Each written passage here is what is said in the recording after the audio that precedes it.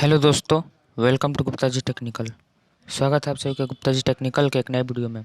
तो दोस्तों, इस वीडियो में हम लोग करने वाले हैं फिजिक्स का जो चैप्टर है, जिसका नाम है विद्युत, यानी कि इलेक्ट्रिसिटी। आज हम लोग फिर से इलेक्ट्रिसिटी का एक नए प्रश्न को पढ़ने वाले हैं। और दोस्तों, पिछले वीडियो में मैंने इलेक्ट्रिसिटी का जो महत्वपूर्ण प्रश्न था उसको मैंने कराया था। उसका लिंक डिस्क्रिप्शन में दे दिया गया है, वहाँ से जाकर देख सकते हैं। और उसके आगे के जो प्रश्न हैं उसको हम लोग यहाँ पे करने वाले हैं। तो दोस्तों, चलिए वीडियो को शुरुआत करते हैं। तो दोस्तों, हमारा पहला प्रश्न जो है वो है, विद्युत उपकरण में अर्थ का उपयोग होता है। विद्युत उपकरण जो होता है उसमें अर्थ होता है। देखते होंगे कि किसी भी कोई भी व्यक्ति अगर होता है, मान लीजिए कोई भी व्यक्ति अगर नंगे पैर अगर खड़ा होता है ज़मीन पर, तो लोग, और जब उसको करंट मारता है तो लोग कहते हैं कि अर्थ नीचे से ले लिया है। तो उसमें जो अर्थ होता है उसका उपयोग कहाँ होता है? खर्च को कम करने के लिए, खर्च को बढ़ाने के लिए, सुरक्षा के लिए, या फ्यूज के रूप में कहाँ होता है? तो इसका आंसर होगा ऑप्शन नंबर सी, यानी सुरक्षा के लिए। जो अर्थ होता है वो सुरक्षा के लिए होता है। ठीक है, नेक्स्ट प्रश्न की ओर बढ़ते हैं। तो हमारा अगला प्रश्न है, आदर्श वोल्ट मीटर का प्रतिरोध होता है, यानी आदर्श वोल्ट मीटर जो होता है उसका प्रतिरोध कितना होता है? शून्य होता है, एक होता है, एक से कम होता है, या फिर अनंत होता है? तो इसका आंसर होगा ऑप्शन नंबर डी, यानी अनंत होता है। जो आदर्श वोल्ट मीटर है, यानी वोल्ट मीटर का जो प्रतिरोध है उसका,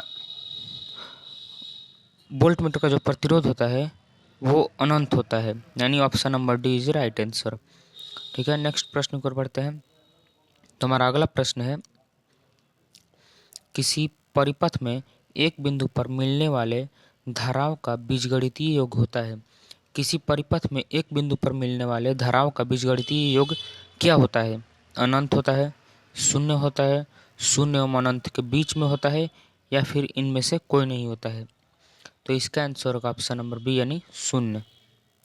ठीक है, नेक्स्ट प्रश्न की ओर बढ़ते हैं। तो हमारा अगला प्रश्न है, प्रतिरोध का मात्रक क्या होता है?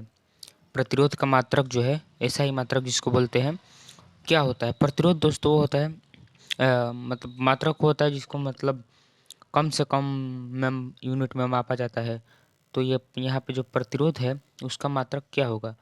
तो यहाँ पे इसका आंसर ऑप्शन नंबर डी, यानी ओम होगा। प्रतिरोध का जो मात्रक होता है वो ओम होता है। ठीक है, अगला प्रश्न है हमारा, घरों में लगे पंखे एवं बल्ब, घरों में लगे पंखे एवं बल्ब आदि लगे होते हैं, मतलब घरों में जो पंखे और बल्ब लगे होते हैं वो किस क्रम में लगे होते हैं? श्रेणी क्रम में, मिश्रित क्रम में, समांतर क्रम में, या फिर इनमें से कोई नहीं? तो इसका आंसर होगा ऑप्शन नंबर सी, यानी समांतर क्रम में।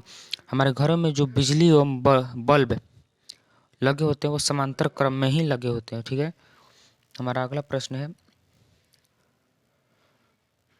किसी चालक के सिरों के बीच विभवांतर उनमें बहने वाली धाराओं के समानुपाती होता है। यह नियम है किसका? यानी किसी चालक, कोई भी एक चालक है जिसके सिरों का बीच का विभवांतर, जिनका ये जो है सिरा है, ठीक है, और उनके बीच का जो विभवांतर है उनमें बहने वाली धाराएं जो हैं वो समानुपाती होती हैं। यह किसका नियम है? तो इसका आंसर होगा ऑप्शन नंबर डी, यानी ओम का। ठीक है, अगर आपने अपने टेंथ क्लास में फिजिक्स पढ़ा होगा तो ये जरूर पढ़ा होगा, किसी चालक के सिरों का बीच का विभवांतर उनमें बहने वाली धाराओं का समानुपाती होता है। ओम का नियम, ये ओम का नियम ही है। ठीक है, कि किसी चालक के सिरों का बीच का विभवांतर बहने वाली धाराओं के समानुपाती होता है।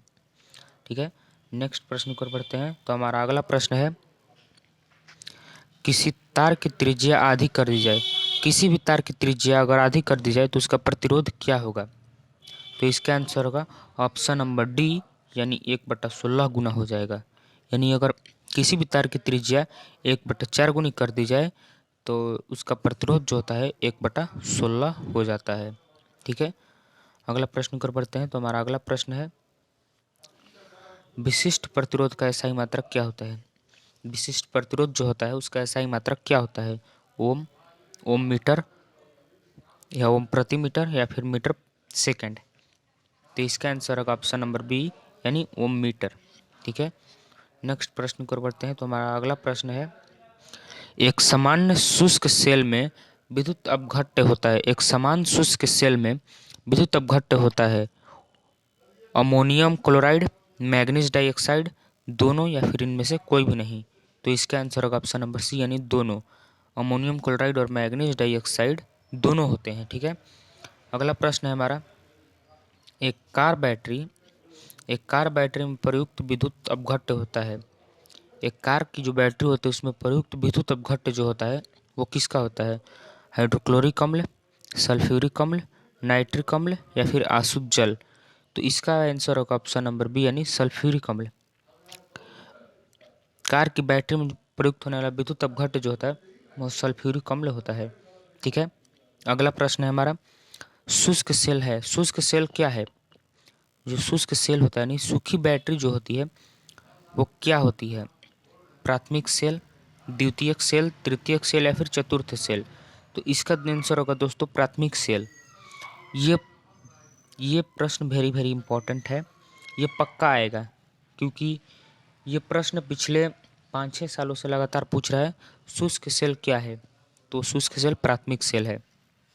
ठीक है, हमारा अगला प्रश्न है, लोहे के ऊपर जिंक की परत चढ़ाने को क्या कहते हैं? लोहे के ऊपर जिंक की परत चढ़ाने को क्या कहते हैं? गैल्वेनोनाइजेशन या फिर इलेक्ट्रोड ड्रॉपिंग या फिर आयनिंग या फिर उदासीनीकरण, क्या कहते हैं? तो इसका आंसर होगा ऑप्शन नंबर ए यानी गैल्वेनोनाइजेशन या फिर इसको गैल्वेनिकरण भी कहते हैं। ठीक है, लोहे के जिंक के ऊपर परत चढ़ाने की क्रिया को गैल्वेनिकरण कहते हैं या फिर गैल्वेनाइजेशन। ये आंसर ऑप्शन नंबर ए होगा। ठीक है, हमारा अगला प्रश्न है, फैराडे का नियम संबंधित है। फैराडे का नियम संबंधित है। जो फैराडे का नियम है वो किससे संबंधित है? विद्युत अपघटन से, विद्युत अपघट्य से, गैस के दाग से या फिर विद्युत विच्छेदन से या फिर विद्युत प्रसारण से। तो इसका आंसर होगा ऑप्शन नंबर ए यानी विद्युत अपघट्य से। ठीक है, अगला प्रश्न कर बढ़ते हैं। तो हमारा अगला प्रश्न है, फ्यूज का सिद्धांत है। फ्यूज का सिद्धांत क्या है? विद्युत का रासायनिक प्रभाव, निम्न प्रतिरोध तथा उच्च गलनांक, उच्च प्रतिरोध तथा निम्न गलनांक, उच्च प्रतिरोध तथा उच्च गलनांक। यहाँ पे कलंक हो गया है, यहाँ पे गलनांक होगा। ठीक है, तो इसका आंसर होगा ऑप्शन नंबर सी यानी उच्च प्रतिरोध तथा निम्न गलनांक। फ्यूज का ये सिद्धांत होता है उच्च प्रतिरोध तथा निम्न गलनांक।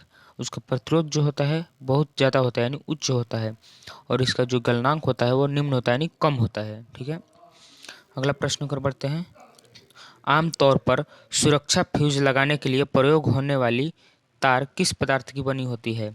आमतौर पर सुरक्षा फ्यूज लगाने के लिए प्रयोग में होने वाली तार किस पदार्थ की बनी होती है? जो आप देखे होंगे बोर्ड में जो फ्यूज लगी होती है और फ्यूज के यहाँ पर दो धातु के मेटल होते हैं और उसमें तार जोड़ी होती है। तो जो तार होता है वो किसका होता है? टीन का होता है, शीशा का होता है, निखिल का होता है। टीन और शीशे, टीन, यहाँ पे तीन लिखा हुआ है, टीन और शीशे का मिश्र धातु होता है। इसका आंसर क्या होगा? तो इसका आंसर होगा ऑप्शन नंबर डी यानी टीन और शीशे का मिश्रण होता है। ठीक है, अगला प्रश्न की ओर बढ़ते हैं। तो हमारा अगला प्रश्न है, बिजली के बल्ब का फिलामेंट किस तत्व का बना होता है? और ये प्रश्न वेरी वेरी इंपॉर्टेंट प्रश्न है। ठीक है, तो इसका आंसर लगभग सभी लोग जानते होंगे क्योंकि ये जो बिजली है, बिजली का बल्ब शायद ये 10th क्लास में भी पढ़ना है। तो इसका आंसर होगा ऑप्शन नंबर डी यानी टंगस्टन धातु का। ठीक है, तो दोस्तों हमारा जो प्रश्न है यहीं पे समाप्त होता है। अगर आप भी एक ऐसे स्टूडेंट हैं जो पॉलिटेक्निक एंट्रेंस एग्जाम की तैयारी बिल्कुल फ्री में करना चाहते हैं तो हमारे चैनल गुप्ता जी टेक्निकल को सब्सक्राइब करना ना भूलें। और दोस्तों इसका जो इम्पोर्टेंट प्रश्न का जो वीडियो है, पहला वीडियो, इसके डिस्क्रिप्शन में लिंक दे दिया गया, वहाँ से आप लोग देख सकते हैं। तो दोस्तों अगर आपको वीडियो अच्छा लगा हो तो वीडियो को लाइक करें और चैनल को सब्सक्राइब ज़रूर करें, और जिस भी दोस्त को इस वीडियो की आवश्यकता हो उसके पास ज़रूर से ज़रूर शेयर करें। वीडियो देखने के लिए धन्यवाद।